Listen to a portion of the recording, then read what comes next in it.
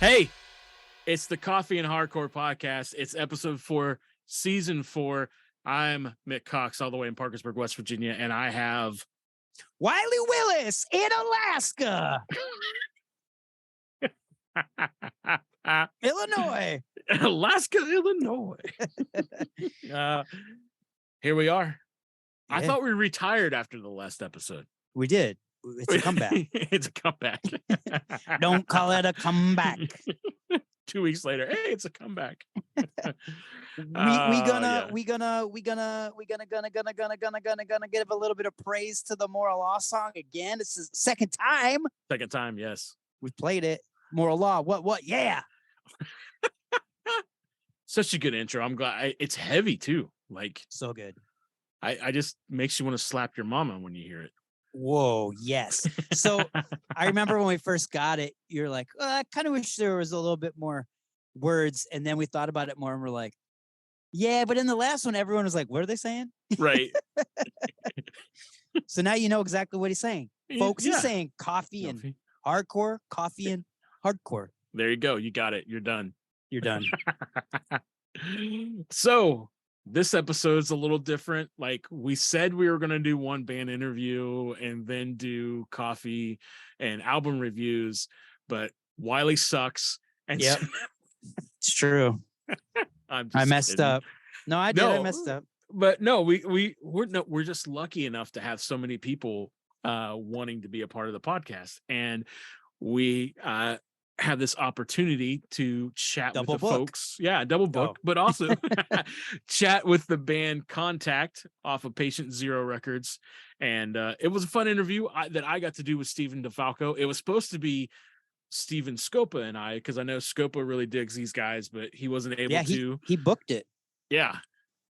Yeah. So they didn't get Scopa Steven, they got DeFalco Steven. So they got didn't a miss a Steven. Steven. They got a No, Steven. yeah, they got a Steven. We promised a Steven, you got a Steven, deal with We it. delivered. We made it right on our contract. That's right. We made right. It was in the writer that you had to have a Steven. You didn't specify which one. You got one. There you go. It happened. It happened. But no, it was a good conversation. And glad we got to have him on. But also in this sphere of a podcast, Yeah. I don't even know what that means. I'm a little slap happy too. I'm liking it. But also on the podcast, we have a brand new track from the band Ill Communication, all the way from Yes. California. I think Scopa hooked this up too, right? Absolutely. This is like This a total was like his Scopa. episode. I Yeah. know, and then he's not here. Yeah. Bummer. No. Yeah. But yeah, excited about dropping that exclusive track here today. Yeah. Second is exclusive. Yeah, second exclusive for the month of February. It's nice. You and I also chat about some coffees we've been enjoying and Yeah. 2 records that we've really been listening to a lot this month. Right. So this is a So jam-packed episode. jammity packety because I messed up. I double booked. But the good news is we did it's not a marathon episode like we promised we weren't going to do anymore. It's Right. a nice it's like eating a nice sandwich. Okay. You know, I'm going there. Not too much, but it's filling. It'll get You cut it in half. right. Cut it in Eat half. Eat one, 2 hours. Next 2 hours, eat the other half. Exactly. But this is like 2 weeks later, you eat the other half. That's right. Cool. Yo, should we drop that Ill Communication track? Yes, let's do it right now. It's a sick track. Let's do it.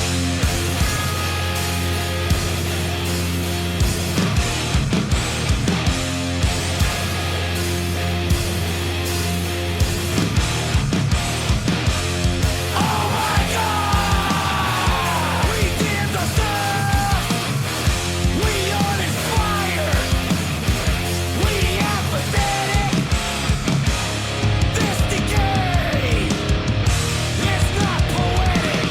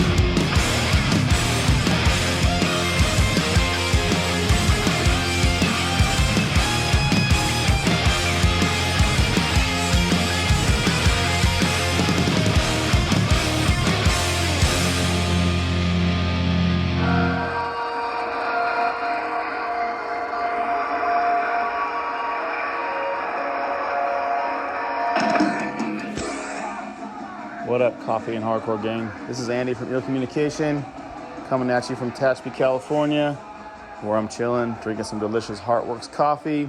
Gonna talk a little bit about our new full length coming out. It drops February 20th. It's called Doomsday Brigade. The vinyl's coming out on Safe Inside Records. CDs and tapes are coming out on Heroes and Martyrs Records. So please be on the lookout for that pre-order. I was asked to give a description of what the record sounds like, so here's what I came up with. If the band Retaliate and the band Praise made a baby, and that baby was born feet first, wearing slip-on Vans, and already had a Gorilla Biscuits tattoo. That's what it sounds like, so you know it's going to be ill. So be sure and check it out. But really, we hope you do check it out. We hope you vibe with it. That's February 20th. Pre-orders, street date. I also want to give a shout out to the Coffee and Hardcore crew for everything they do. Doing a podcast is hard work, but it's a crucial part of the current hardcore scene. So support them in everything they do.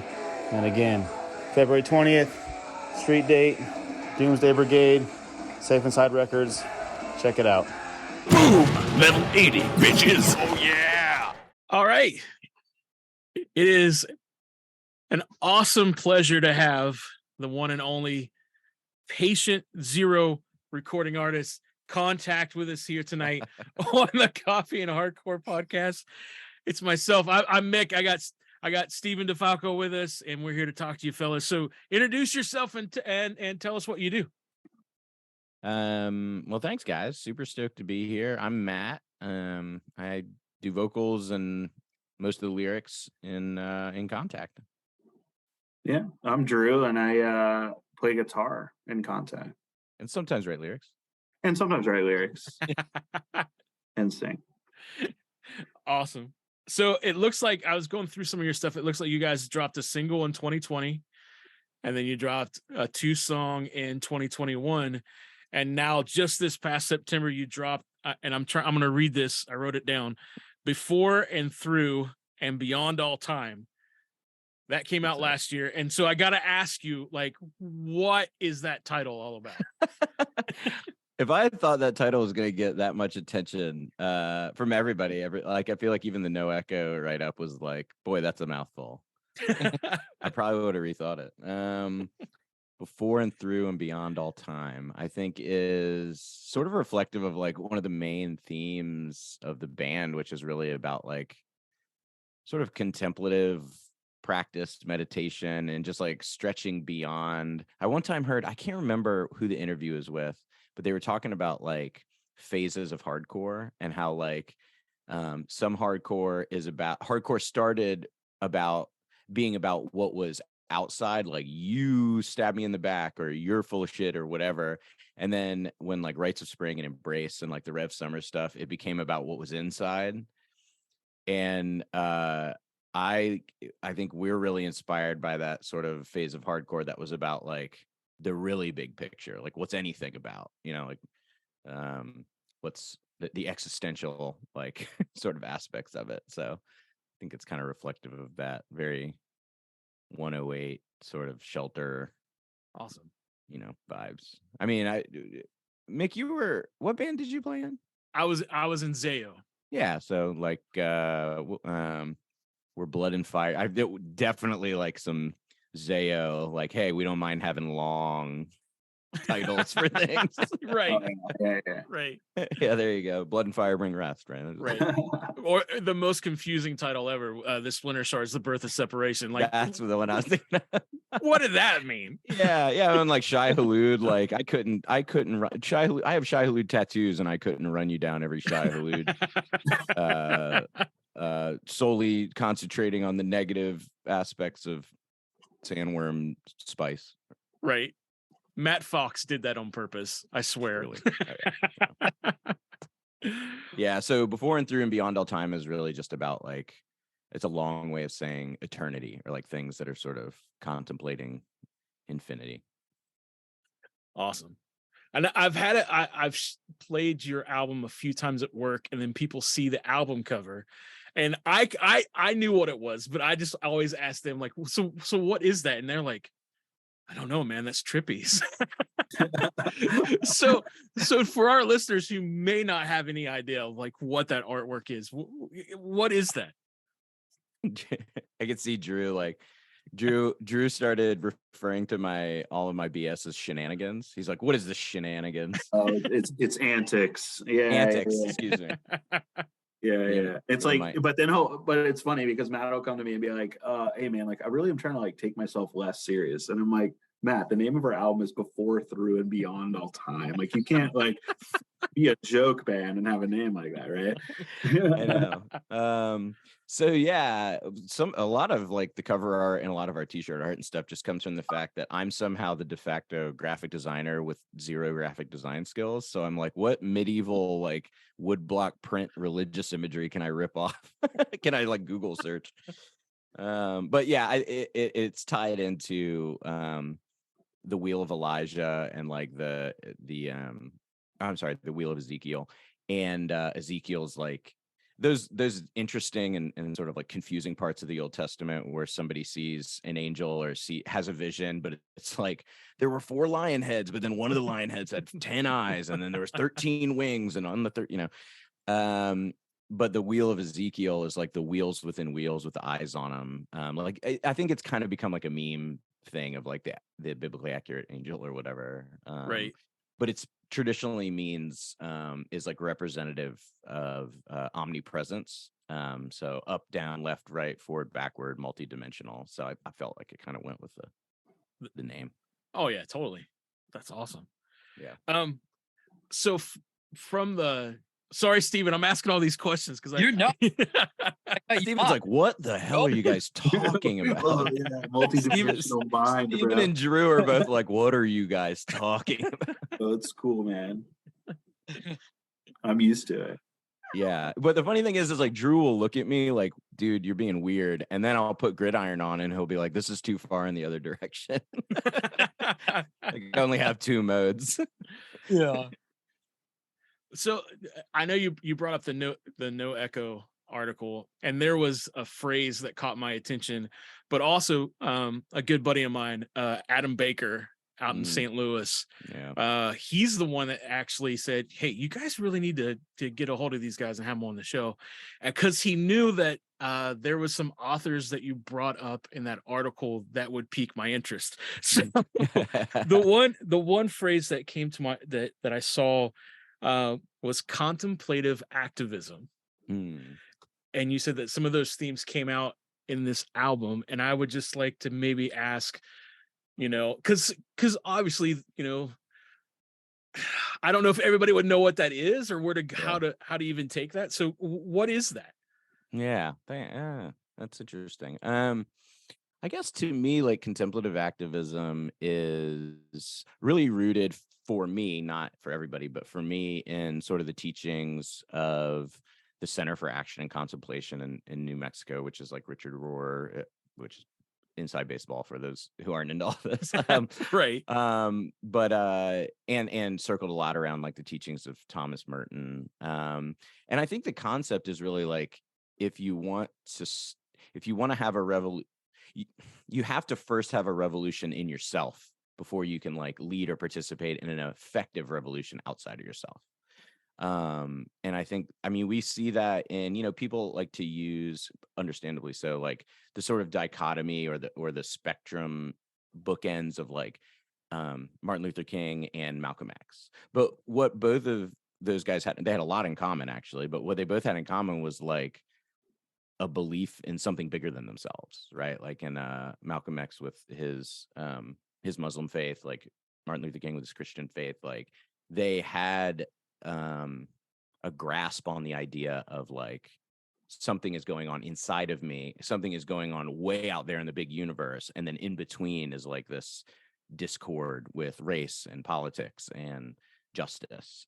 So for me, contemplative action is like the goal is to uphold the oppressed and like and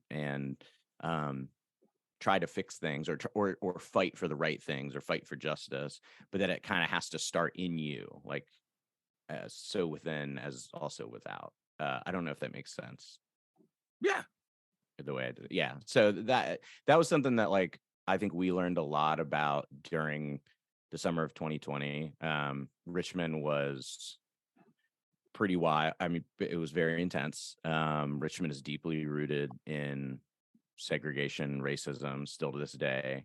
And so, through protest and street level activism and being involved in that, and just sort of the chaos of like getting maced and getting shot at and like all of those things, I personally, and I think a lot of us in the band were shaken in a way of like, man, this is crazy. Like, I know for me, I was like, this makes me have to rethink a lot of stuff. And I was already pretty on board for everything. Like I've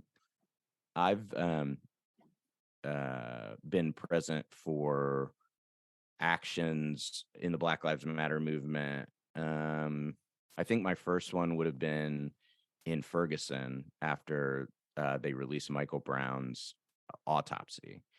And I was sort of present for that, and that was like a big moment for me. But anyway, it all sort of like culminated in 2020. I'm like, man, nothing is changing. Like, it went from Obama to Trump. Like, we're still seeing the same. I mean, even just the other day, right? We're still seeing all the same stuff. And like, I'm being really long-winded, but like, how does real sustainable like activism, real sustainable revolution happen? And it's sort of the realization that it has to happen in us before it can happen outside of us.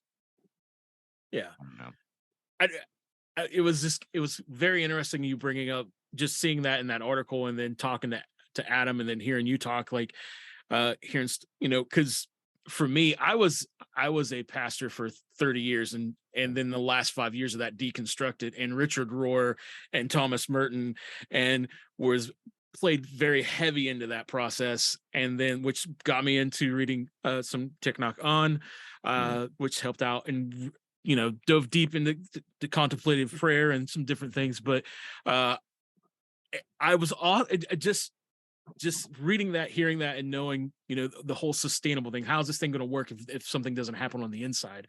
And I love how your lyrics really bring about in a way that I don't want to say the spiritual side of things, because, some folks might not be into that or dig that, but there is something responsive on the inside of us that's like says that there's something more. There's something I got to do. Yeah. That's good if we're going to see anything change. And I really felt like the lyrics on this album kind of helped with that. It's just the way it played out, the way the words were written, the way it wasn't pushy. It wasn't evangelizing, so to speak, if we can say that. It was more of, hey, open your eyes, see things from a different perspective. But you also threw out, and I'm probably going to butcher his name, and you can help me with it, but you also threw out, is it Jacques Ellul? Jacques Ellul, the Christian anarchist. Yeah. Yes. Which is Drew. I gave Drew. I was like, Drew, you gotta read this book. And Drew's like, oh boy. So I'm an English teacher at the high school, and so I have a copy of this lying on my Christianity and anarchism, lying on my, and I have to forget. The kids are like, "What is that?" I'm like, "Oh, it's not what you think it is." In the last, I have never heard anybody else talk, like in my circles, like in the 30 years that I've done anything. I'm 48, 30 years doing church stuff and like that. I've never heard anybody else talk about him. And I was just so amazed, like, holy cow, there's somebody else out there that's read this guy. Awesome. But I love, I don't know. I feel like, just between the contemplative activism side and then hearing stuff like I read Meaning of the City and the Christian, and and just the whole thought of, and it's so, people wouldn't think that it's so hardcore, but it is, because the whole point of hardcore, right, is to buck up against the system, to talk and share, hey, what about the oppressed? What about the poor? What about gun control? What about, and everything that author brings out, because I don't want to say his name again because I'll butcher it. I'm from West Virginia. All right. But it's like everything that guy talked about was like, we are being so inundated with technology and all this stuff, and these things are hurting us, and we need to go in the inside. I don't know. I was just impressed that was dropped. So I was talking to you. Look at Warren, for example, like using that kind of nature-based like metaphor lyrically. It's like if you're into the spirituality, you pull that. But if you're not spiritual, you can still take from that, and in all that kind of lyrical stuff, you can really just like whatever it means to you, and kind of, you know, what we're talking about, that betterment from inside first, and then leading, you know, you had so many like Gorilla Biscuits, like those early like vegetarian, vegan hardcore bands, where it's like, we're going to lead by example, and like we won't be preachy, we'll be educational in how we kind of talk about this information. And if you take it and run with it, great. If not, like, we're just going to keep doing what we know and what we can do, and hopefully people grab onto it. Yeah, I think like a big band that Matt and I have talked about a lot, lyrically and musically, but is Burn, and how that has been like a huge influence for us, and like seeing what they did during their time. You know, of was for hardcore was just pretty awesome, and kind of trying to model a little bit after that. So yeah, we listened to that 7-inch, that first Burn 7-inch, and we're just like, can you believe that this came out? What is it, 89? I think like it's in New York at that time. Like, I cannot imagine. We feel uncomfortable sometimes, like talking about some meditation or like, you know, guns or whatever, you know, whatever. Right. In 2023, I cannot imagine like being in the same ecosystem as like some of the New York bands from the late 80s and being Burn and like sounding like that. It also sounds like it just got released still. Right. It's crazy. And yeah, that for us, that's, you know, I think that's just kind of our thing, like whatever that whole realm is of, you know, Burn, even Inside Out, like, No Spiritual Surrender, right? Like, even if it's maybe counter to some of our particular theology or some of our particular whatever, it's still asking the bigger questions, or being angry about the bigger questions and that there aren't answers or whatever. But it's not just about what's going on my block or in my brain or with my friends. That like, and there's nothing wrong with that kind of hardcore at all, but we just are interested in those bigger questions. So how do you guys feel like you're being received when it comes to bringing up these subjects, and especially right? That's a good question. You can tell it's like loaded a little bit. Yeah. I mean, go ahead, hard. Drew. I want to hear. Yeah, so I think, I don't know.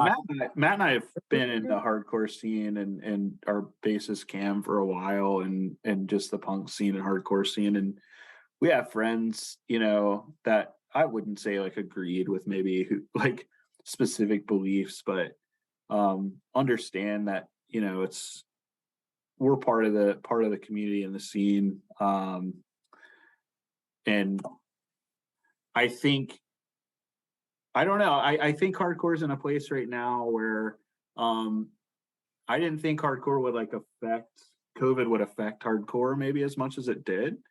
But when I came out the other side of COVID, I feel like maybe hardcore had changed or mutated or become something very different than when I went into COVID. And, you know, like when I was younger and I was going to all these like Down to Nothing shows in Richmond, and, you know, it was very like crew based and united, and, you know, it doesn't feel that way. And it feels a little bit more scattered and a little more, but not bad. Like, it's just different. So wondering how we're being received. I think we've definitely been accepted as a hardcore band from Richmond, and that has something different going on. That's what I would say. Yeah. I mean, I think that, you know, look, let's talk about maybe talk about the elephant in the room, right? Like, probably for good, maybe for ill, but for good, I think there's like not really Christian hardcore anymore. It's just not a thing. There's no it's kind of, I refer to it as like the Cornerstone diaspora, right? Like, you know, it's somebody, Joe, we were in Michigan, and the guy who runs Skeletons in Grand Rapids, who I think is a pastor or was a pastor, I think still is, he was like, yeah, so it's like you guys in Advent, huh? And I was like, I mean, A, not terrible company to be in. B, I didn't say it, you did. And C, yeah, maybe I would say we're even maybe a little less like evangelical. Like Joe is very on the nose, and I think a wonderful way, and like has earned a lot of respect. But he's very on the nose with like he will just be saying Jesus's name, you know. And we're coming at it from a little different angle, but I think there is some residual weirdness there. I think probably rightfully so, right? Like, so there's just a lot of distrust because a lot of people got lured into these sort of evangelical traps with pizza and free shows and you know, like the sort of late 90s and early 2000s thing of just like, oh, I thought I was getting like free pizza and to see Stretch Armstrong or to see Comeback Kid or whatever, and then all of a sudden like some lady is trying to get me to come to some Wednesday night thing, and that's not what I'm here for. And so like there's like generated distrust. So I think we're totally fine with, yeah, we get it if somebody has, you know, has an issue. Honestly, probably if there was a point of contention, it would probably be a little bit more around the gun stuff. That's one of those things that you go into thinking like this isn't divisive like in punk circles, and then it was like we were really grossly naive about that. Like people, there's like broken machine gun crass symbol anarchists, and then there's like arm yourself anarchists, and so some of the stuff we've had to say about guns has been a little divisive, I guess, controversial. But other than that, I think received well. Like we don't, again, the good thing I think about like Christian hardcore not being a thing anymore is we don't have to get like ghettoized into that for having a certain culture or beliefs, not even belief system, but just like slant, I guess, to our thing is that we don't have to play those shows. I'm using air quotes on a podcast, quote unquote, play those shows or quote unquote do that thing. We could just play with normal bands, which is what we would want to do anyway, and just, you know, whatever, have a array of different ideas and concepts and debates. Which I think if we existed in the late 90s and were feeling pressure to like be on this label or play these shows or play that festival, we would probably be like, no interest in that. That was I worked at a Christian record label. I'm currently a pastor. We all go to church together, but like even when I was working at the label, I was kind of like, ugh, some dorky stuff going on. Like, I was just kind of always like, you know, I grew up with God-free youth kids, so I was always more like, you know, I don't know about all this. Well, I think it's pretty refreshing because for the longest time there's a lot of weird shit going on, and just it's refreshing. It's almost like, and this is going to sound crazy, but I'm excited about like there's almost a spirit-filled hardcore like a reintroduction, but it's different because, you know, being in Zale, I was at the tail end of that. You know, Focus, Unashamed, and all that. But really, honestly, if you look at it, it was really bands like 108 and Shelter and Inside Out. Though that's still spirit-filled stuff. And now it's like what I see happening now is like, I hear, listen to you guys, you know, Back to Godhead, Inclination, Worth It, some of these other Krishna core bands. So it's just positive hardcore coming out that has a slant to it that is introspective, looking at things on the inside and changing here to bring change on the outside, instead of, you know, that chunk of time in the late 2000s or the late 90s into the 2000s of just scary evangelical stuff. I mean, I think that it's we all experience that, and if anything, that's kind of what unites us, right? Like no matter if you deconstructed, not deconstructed, whatever, like if you can get into a room with a bunch of other people who are like, yo, you remember youth group, like you have shared trauma, right? So it's like you don't have to all believe the same thing because you all have the same like cringy, you know, shit that you went through. So right. But I think you're right. Like I've joked that it kind of feels sometimes, even like, yeah, connecting with Adam, connecting with you guys, like whatever, Skeleton, like the guys at Skeletons, like some other people. There was like, I won't out him, but there was a drummer in a band that we went on tour with, and he kind of like pulled me aside. He was like, "Yeah, I was a bastard for a long time, and like I'm now deconstructed or whatever." And I was like, "All right, cool, don't worry." And there is kind of a like that scene, is it an Anchorman where he like blows the conch shell or whatever, like the news team Right. assemble, right? Of the sort of like cornerstone diaspora of, I don't know where we're all at now, but we all have shared memories of a Right. certain thing. So yeah, I don't mind being associated with that. Right. A little bit of trauma, maybe a little bit of PTSD. Yeah, right. Yeah. Church. Yeah, man. Hey, religious trauma is real. It's like Oh yeah. big part of my job is like counseling people through religious trauma. Yeah. But you brought up like Back to Godhead and stuff like that. That stuff's awesome. Like Oh, man, yeah. we love like all of their music too. Like a huge fan of them. Yeah, so. there's been several times when I was like, let's just get a credit card and run it up for plane tickets. Like whatever stupid thing we have to do to get out to California and do like 2 or 3 days with Back to Godhead and like Discourage. Right. Let's do it. We're willing to make bad financial decisions. Just we had them on last year, and we're looking to have them back on again this year. Javier is the great dude. Yeah. But yeah, man, that just a lot of great stuff coming out right now, and I'm glad that you guys are in the mix of everything, bringing what you bring. So this is Coffee and Hardcore. We probably should talk a little bit about coffee. So, do you guys drink coffee? Are you into coffee?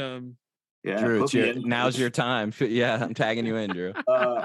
Yeah, so I had an opportunity to work in a roaster in Richmond in the summers called Ironclad, and that got me like a lot of experience in tasting coffee and learning about like origins and all that kind of stuff. So and then I have a great friend named Nathaniel who worked for Portland Roasting Company, and now he's like working in big stuff with Pacific Milk, and that just taught me a ton about coffee. And yeah, I mean, I run a coffee specialty coffee club at the high school I teach at.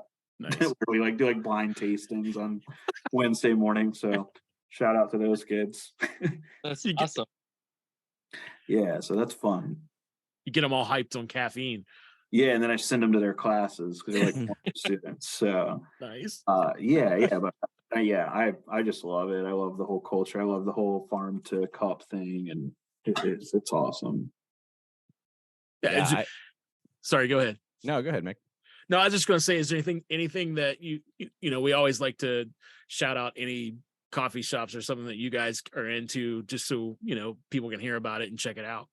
Yeah. So Richmond, Matt and I regularly attend Afterglow coffee shop in Richmond. So shout out to those guys. They're doing amazing stuff. And then my personal favorite is Recluse Roasting in Richmond. They have put out some amazing Honduran coffees, and it's just nice.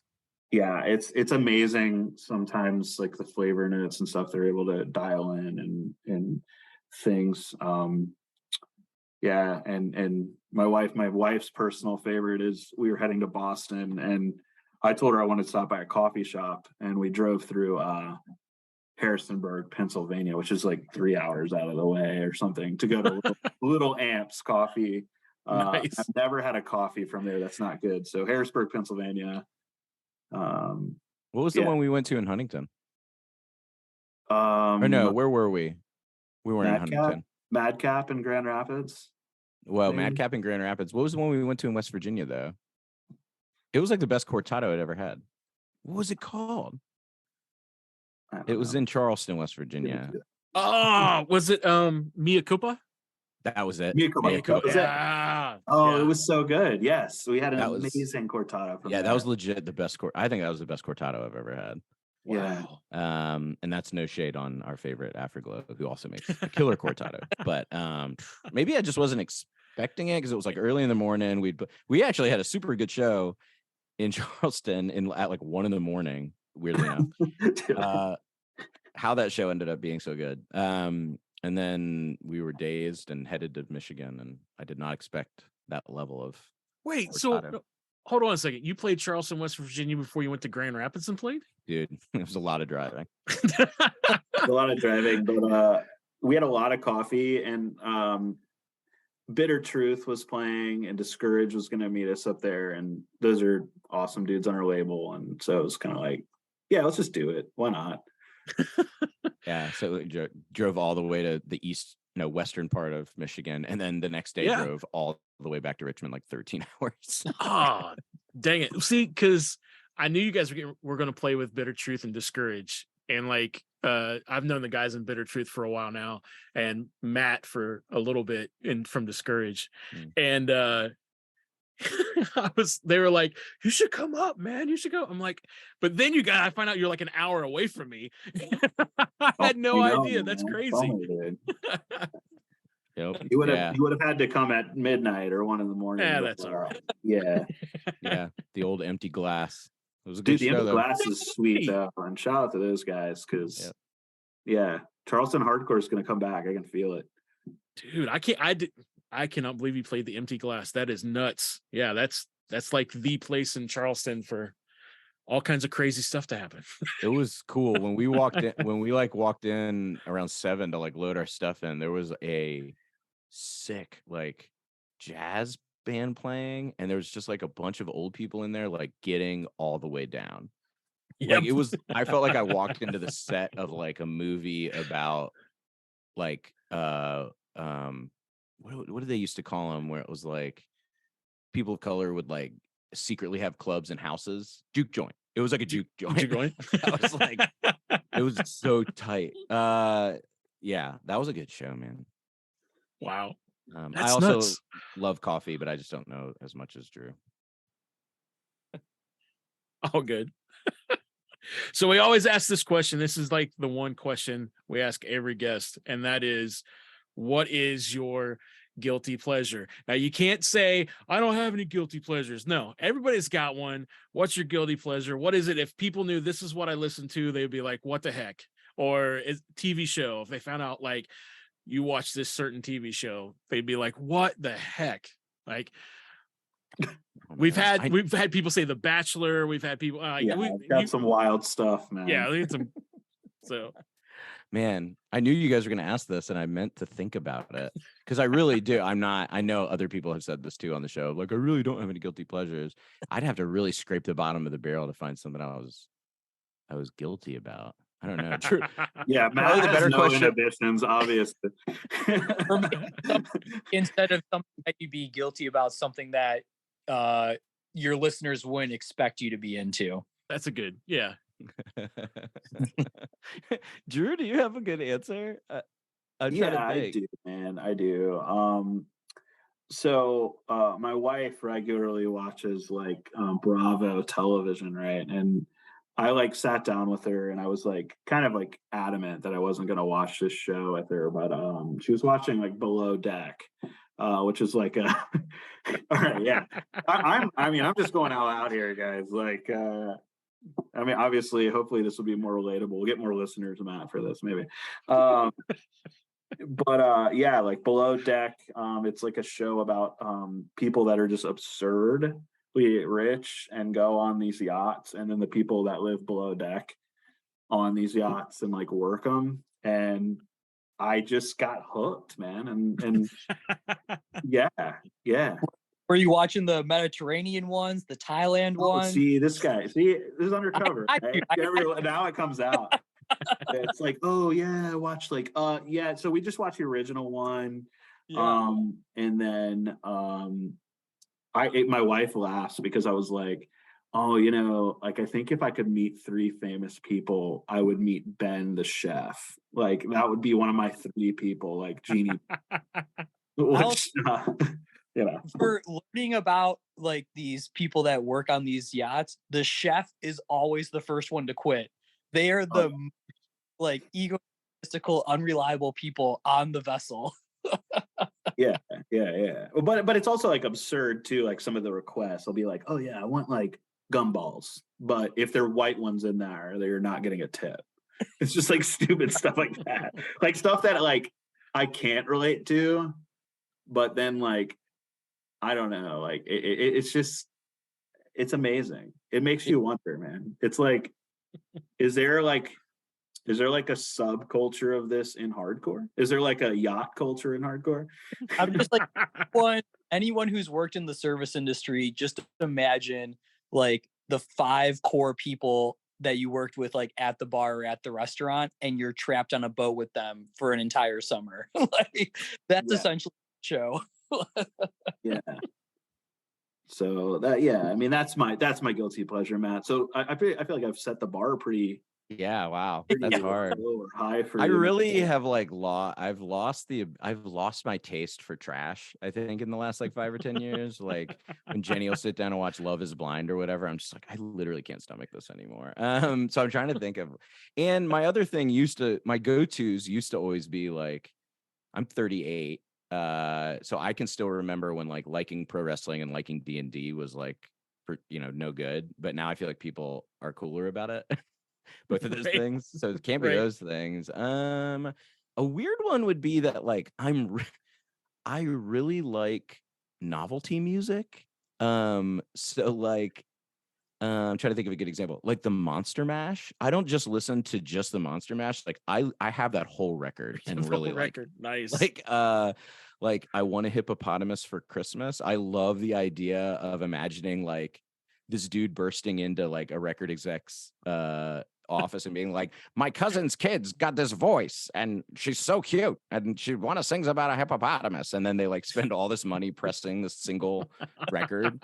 Or like I will listen to a whole like the soundtrack to the original like Pokemon. I like legit can talk to you for an extended period of time about song structure and hooks for like the first couple of years of Pokemon. See, like, look at Drew's face. He didn't even know this about me. You thought you Yeah, I love like novelty music. I love the idea of music that is made only to like sell a thing or for Halloween or like for whatever. I do feel like Matt gets like fixated on these things now, and now he's like, oh, how can we work this into Contact? Like work a novelty song into Contact? And I'm like, nah, no, like no more antics, Yeah, I'm really into like different types of chanting, which I feel like isn't really a guilty pleasure because I'm a weirdo and that's not surprising to people. But I really got into Sacred Harp. You guys ever go see? I know West Virginia is like, or it's like shape note singing. Okay, yeah. So like the most popular example of it recently has been like at the beginning of that Knocked Loose EP, the really heavy recent one. There's like a radio playing and there's like Sacred Harp on it. And luckily they did that because I was about to put it all over our record. And then I was like, no, I don't want to seem like we're just like biting Knocked Loose. Because I legitimately have a deep love for like shape note singing. I guess the only other thing is like I'm a pastor at a church and really like black metal. Like a lot more than Drew would like while we were driving through West Virginia and the fog was all low in the valley, I was like, we are listening to black metal this whole time, and Drew's just like, God, please no. Oh, we did. Yeah, we did. I almost crashed the car a couple of times. Just nice. We'll be in the studio and I'll be like, hey guys, is anybody gonna hang around with Matt and Bob? Because I don't know, like I'm afraid they're gonna like add what they're gonna do when we leave. Like change the record. We're just gonna put organs on the record. Yeah. That's awesome. Well, hey, we're about at that moment where we're hitting the end of the conversation, but we got to ask, what is there anything you guys want to promote? Like what do you guys got coming out soon? Any merch coming up? Any bands you want to push? This is your time to just like get it all out there. Promote yourself or promote somebody else. So if you pre-ordered or if you still want to pre-order the 12-inch, it is going to be coming in March. Nice. Yeah, Patient Zero, it got caught up. It's like caught up in a bunch of crazy shipping stuff, overseas shipping stuff, but it is going to finally be here sometime in March. So there's like a t-shirt / record deal on the website, on Patient Zero website. I mean, I would definitely shout out Wasted Space from Richmond. They've kind of been a recent favorite. They just dropped a record that rips. I mean, like rips. Yeah. They have and they're young too. I mean, they have a 16-year-old guitar player, and they're like crazy good. Yeah. I don't know, Drew. Yeah, I would just say, like, you know, obviously, like, some of our label mates, like I Know Better Truth and Last Gas, just released some pretty awesome stuff on tape. And then, you know, I Wasted Space for sure. We have some buddies in a band called Heavy as a Head, too, from Richmond that are doing good stuff. And then, yeah, I don't know. I think, Yeah, maybe else. Yeah, I think. I mean, crazy. everybody. I feel like Richmond is one of those scenes that it's like, you know who's from around. Like, like people. Like, what are we gonna shout out? Mutually assured destruction. Like, like you guys know what's going on. But I would definitely check out Wasted Space because I think they're gonna be the new thing. So sweet, awesome guys. Well, thanks for being on the show. Really thanks for having us. Yeah, Hey, super man, appreciate it. thanks Big for ups to Adam Baker too for making it happen. That dude is yeah, for sure, man. For sure. That dude is low key the reason I feel like we do this band. He may be the only reason we do this, man. I mean, quite honestly, like that guy, he's the fifth member, and he's driving. If we're a Megazord, like he's driving. He's the driver. Oh, well. All right, it's a good time to end, guys. Awesome. Yeah, man. Well, yeah, thank you guys so much. Appreciate it, sure, man. Appreciate you. Thank you. Yeah, no problem. No problem.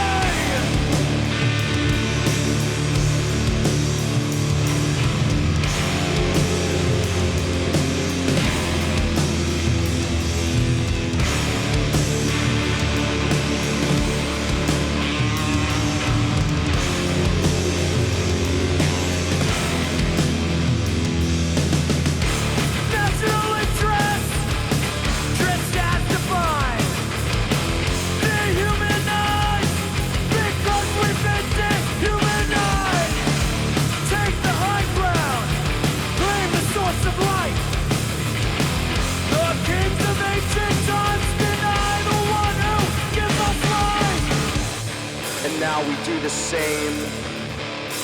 Nothing will ever change until the Creator comes to claim the creation that she's made. No nation, no military force could ever really own what was never really yours. No nation, no military force could ever really own what was never really yours.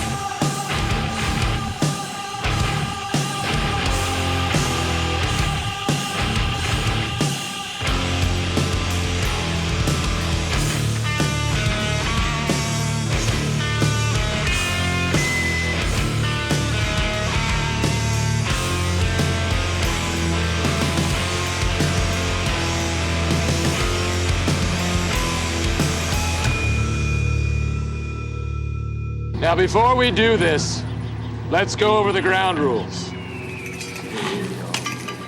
Rule number 1, no touching of the hair or face. Of course. And that's it! Coffee what? Hardcore, yeah. Coffee what? Hardcore, yeah. Coffee, hardcore, coffee, hardcore, coffee, hardcore with a baseball bat. What's up? This is this is something I've been listening to this month. All right. Ankle Biter. Okay. Okay. Their demo of 2022. It came out in June. It's 4 tracks. Yeah. I love it, Mick. Did you? I sent it to you. Did you have a chance to listen to it? I haven't had a chance to listen That's to it, cool. but That's cool. I understand. I've read good things about it. Yeah, I love it. I think it's fast. Like the vocals are this like fast, yappy, snappy, forceful, powerful vocals. Okay. And like it goes with the drum pattern a lot, which I really like because I do vocals, I do drums, and so I really like when that happens. Really well played hardcore, in my opinion. Guitar is heavy. It's perfect. It's got that great 90s kind of lead riffs. The bass tone, I think you're going to love them. It's gnarly. And the bass like comes in and fills some empty spots sometimes with these little really cool. Super dig the CP. Have nothing but great things to say about this album. Love the artwork. Did you see the artwork? I saw the artwork. The artwork is Dude, rad. It is. It's like kind of like kid-friendly pink and blue devil demons with straight edge X's on their hands. Maybe, Mick. Yeah. Just maybe those little guys are ankle biters and girls. Could huh? be. Little Could fellas, be. little fellows, Could be. little demons. What? The So background. Oh, go ahead. Sorry. No, Go ahead. no, Sorry, no, sorry. no. I'm not. I interrupted you, and I shouldn't have. Go Oh ahead. no, you're fine.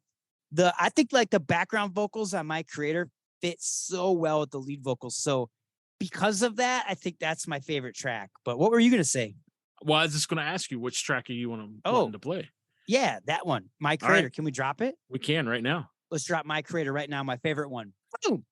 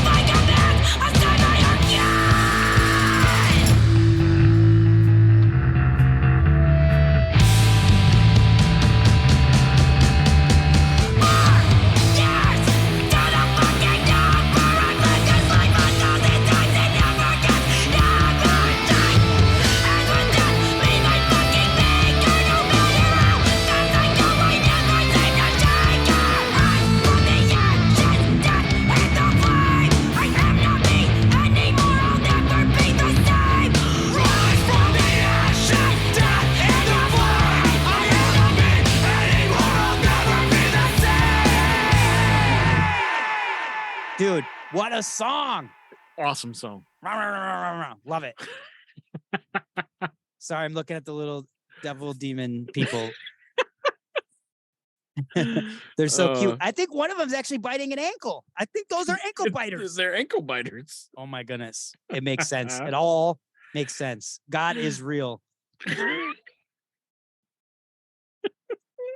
What have you been listening to? So I've been checking out a couple of things, but I found this band. They dropped this on December 25th of last year. Just a month ago. Just a month ago. It's on Black Earth Industries. I don't know if that's a record label or not. That's just what I found. Put this out. Or 2 months ago. 2 months ago. Yeah. The band is called Blame God. The album is called Blame God. And it is probably the most brutal thing that I've heard in the last year. It's stinking heavy. It leans. Is the title more, track called Blame God? There no. Oh yes, they have a. I'm pretty sure. No, they don't have it. There's not a track. I was thinking of. They have a song called Fire. It's not the Trinity. Trinity No. of Blaming Gods. Okay. No, they have a song. The first song's Fire of God's Love, which is brutal. But the song right after that, called Rat Poison, Yeah. it's almost like a baseball bat coming for your head. It's Whoa. that What heavy. style would you say it is? It's kind of it. it has a lot of flavor of hardcore. Like the vocalist reminds me of a young Carl from Earth Crisis. Okay. That's kind of like the younger Carl, not the Destroy. Was it Destroy the Machines? Not that album, but the classic, the Firestorm. Yeah. That's the feel that I get from his vocals. The rest is just this brutal, sometimes leaning into dark death metal, other times bringing this groove into straight up like Youth Crew hardcore. So it's a good mix. Oh, that's cool.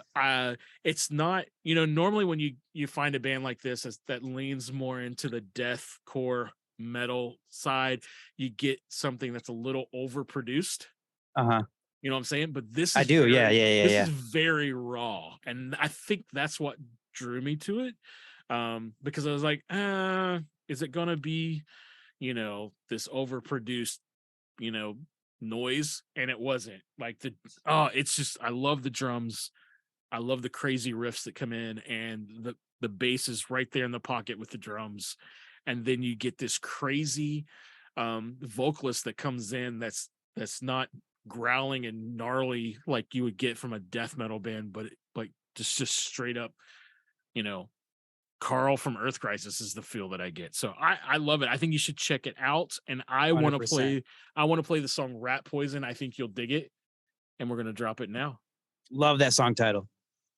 Boom.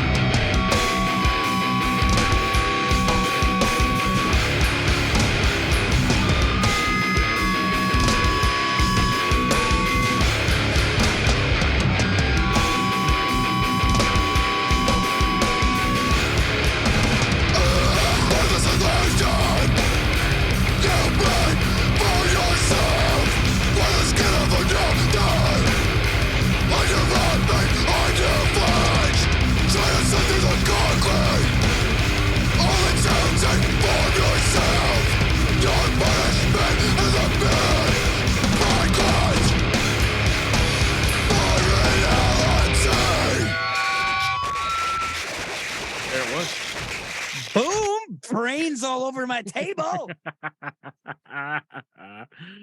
Oh yeah. Good pick, Uncle Mick. Yeah.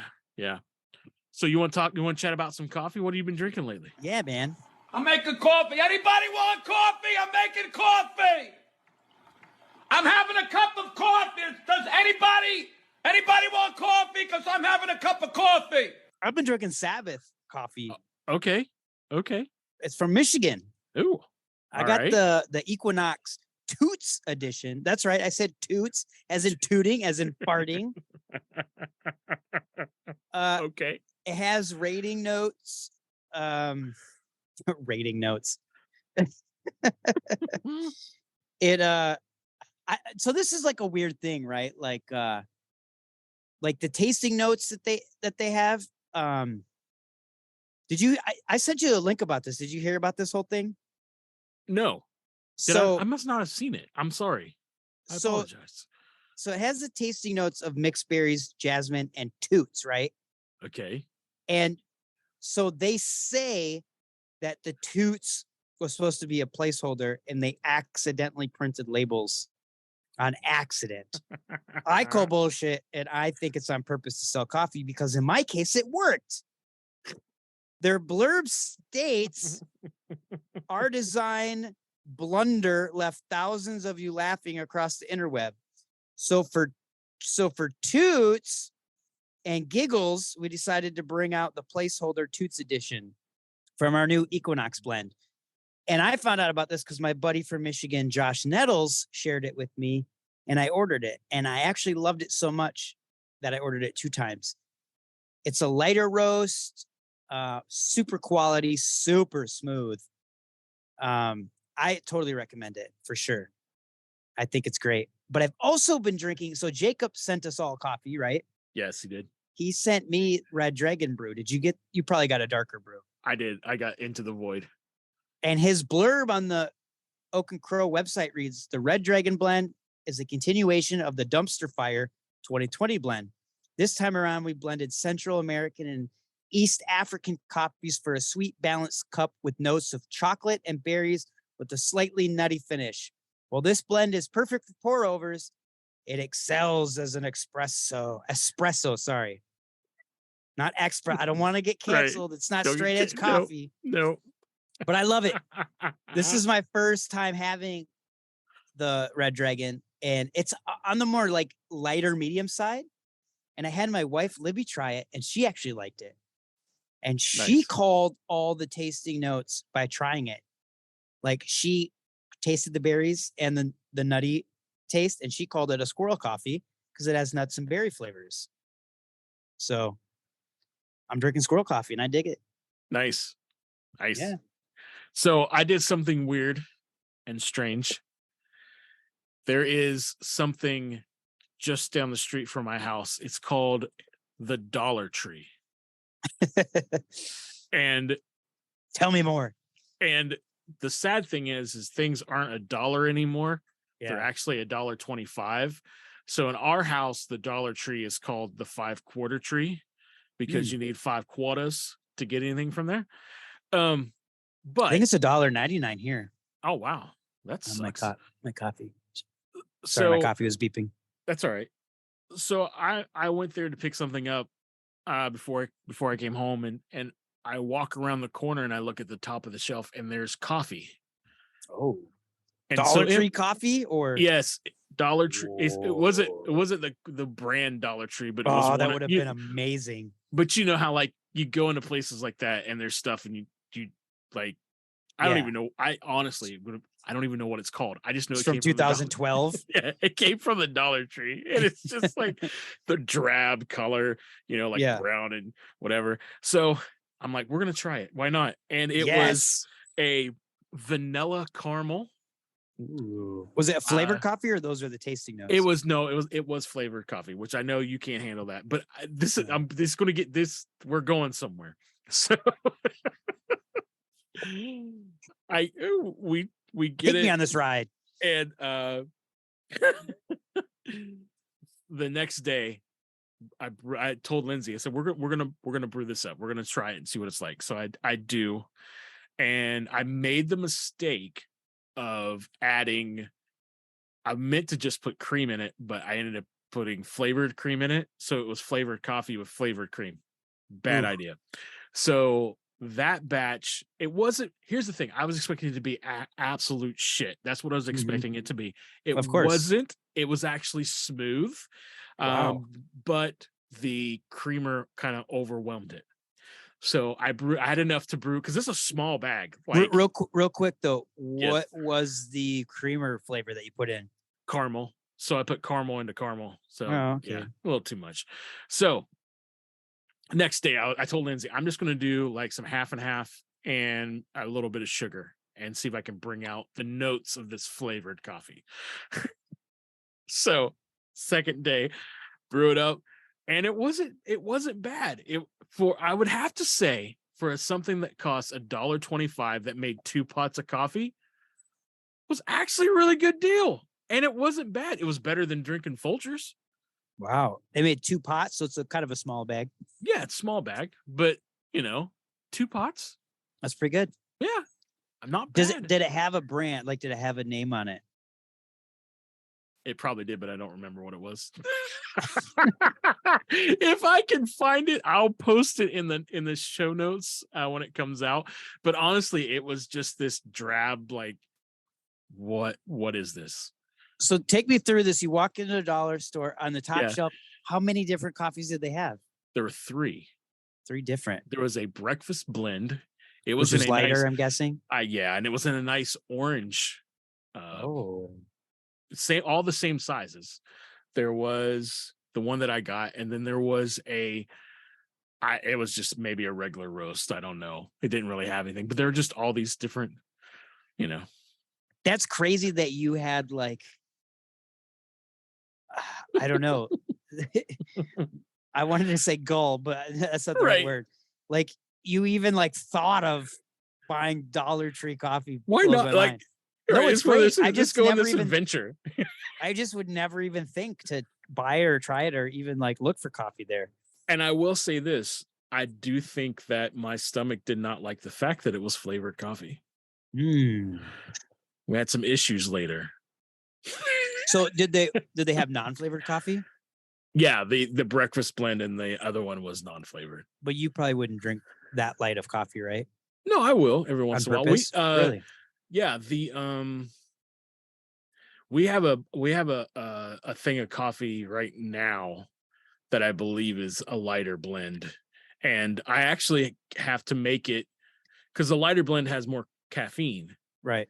And Lindsay a couple of times were like, how strong are you making that coffee? And I went, oh, you know what? It's a lighter blend, so there's more caffeine. So I probably need to, dial it back a little bit when I pour in. It's not like, So what's interesting right now is in the house at the moment, I have Oak and Crow, Into the Void. I also have, which is super dark, right? Super dark, yes. And then the Kitty Town coffee that I got not too long ago. We got another bag of it in, the one that we like, the Felicity blend. I saw your wife was wearing the hoodie. Yeah. So we got another bag of it, and so we got those two, and the Kitty Town's definitely a little lighter than that. And then we have this I think it's from a grocery store in town. It's just the everyday kind of coffee. So yeah. That and Dollar Tree, baby. Dollar Tree, baby. Which is weird because, like, for some reason in my brain, when I think lighter coffee, I think less caffeine. Right. But that's not the case. No. You heard it here, folks. It's not the case. It's not the case. All right, y'all. Well, there you have it. Short and sweet. Take us to the next segment. Time for the next level. Hello, this is Kira from Brain Bleed, and thanks for playing us, Wiley, on Coffee and Hardcore. The song we're featuring today is called Creep, and it's about the process of getting to know the dark side of someone through being with them. We certainly hope you enjoy it. Thanks for having us. Hey, that's somebody swinging that dick. You got a rap sheet, 6 inches thick. Preaching the clean life to one and too long.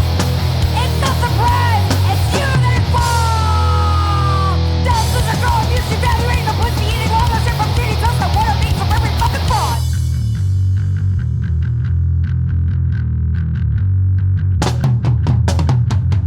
Working classy, you can't leave me alone. Every 2 minutes you're blowing up my phone. The only labor, as far as I can see, is the full-time job of insecurity. Dozens of girls used to evaluating the pussy eating all the shit from kitty toast and what it means from every fucking fraud. Well, we've made it to the end of the show, and this was a good one. Nice compact episode. Compact with contact. Yeah, it's like a shorter version of our older format. Right. All good. Yeah. We had some good bands that we reviewed, Ankle Biter and Blame God, two pretty good solid releases from them. Excited about that. And the Ill Communication track. I mean, that was a sweet track, so it was a good episode. Yeah. 100% sweet. Yeah. Wiley and Mick approved. Coffee and Hardcore freshness. So hey, if you've been checking us out, why don't you go ahead and help us by spreading the word that Coffee and Hardcore is here. And, we're in your town. That's right. We're tickling your eardrums. And we're glad that you listen. So we are. Help us out. Spread the word. Help us out. Help some coffee loving hardcore dudes out. Right. Share our shit. I'm out of control. So like, you know, we were talking a little bit before we got ready to do this outro. We got some good stuff coming up in the next few months. We don't want to jinx it. No, we're not going to jinx it, and we're not going to tell you. You're just going to have to believe us and wait, because there's some good stuff coming. If you so far, like, this year has been really, really cool. It just gets better from here on out. Yes, we have. Yes. Yeah, We we're have om- some. Yeah. No, I'm gonna say. I'll say this. We have some 90s nostalgia yeah, royalty yeah. coming on the show. And then we have someone who I can't believe we got, and I'm blown Yeah. away. And I think people are gonna love it. Yeah. Saw him live here in Chicago before one of the founding members passed away. That was a bummer. And then we got a repeater. I got our first repeater. Our So, first yeah. repeater. That's gonna be And- cool. Unless you count DeFalco, because technically he was on the show as a guest and now he's doing some interviews. So would you call I'm him talking a repeater? No, You're I talking mean band. Oh, yeah. That's right. That's right. Because if we're going there, like Jacob's the first repeater. Oh, that's true. Yeah, Jacob's a repeat offender. He's a repeat offender.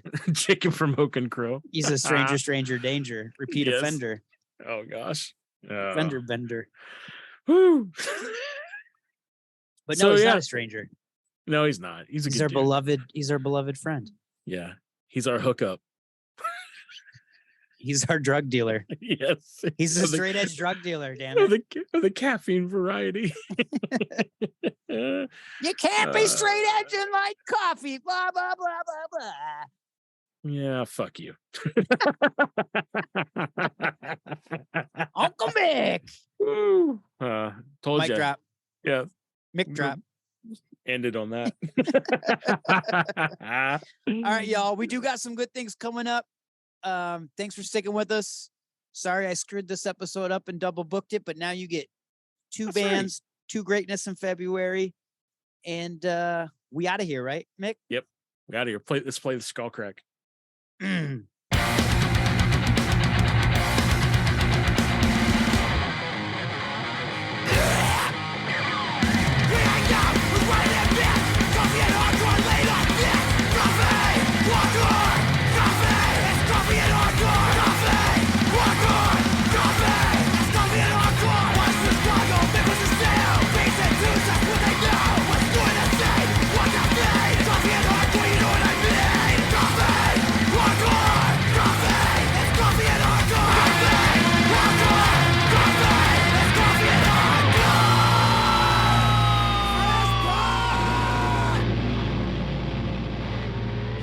I'm from Chicago.